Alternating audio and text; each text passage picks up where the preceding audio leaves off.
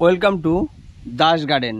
বন্ধুরা, আজকে আরও একটা গুরুত্বপূর্ণ বিষয় নিয়ে আপনাদের সামনে ভিডিও করতে এসেছি।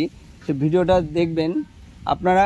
প্রত্যেকটা গাছের গোড়া কিন্তু ভালো করে এই বর্ষার সময় বিশেষ করে, শুকনোর সময় যেমন পরিচর্যা আছে একরকম, আবার বর্ষার সময় আপনার পরিচর্যা আলাদা রকম। কোনো গাছের গোড়ায় কিন্তু আপনি ভুলেও যেন জল জমে না থাকে।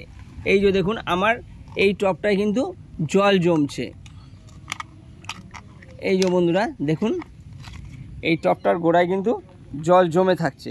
তাহলে করব কি, আমি এটার ড্রেনেজ সিস্টেমটা ঠিক নেই, তার জন্য এটার অবশ্য করে কাজ করে জলটা ফেলে দেব।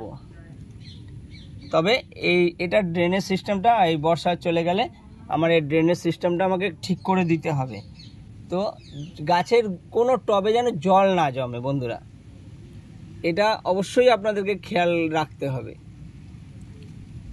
এই যে দেখুন, এই গাছটিতেও কিন্তু জল জমে রয়েছে।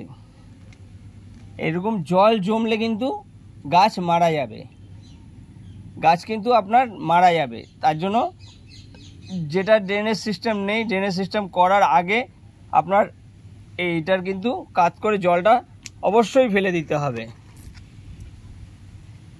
তাহলে গাছের গোড়ায় যদি জল জমে, গাছের গোড়া পচে যাবে, গাছের রুট পচে যাবে, পচে গিয়ে গাছটি কিন্তু মারা যাবে।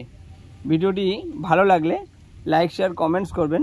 প্লিজ চ্যানেলটিকে সাপোর্ট করে দেবেন। নমস্কার বন্ধুরা।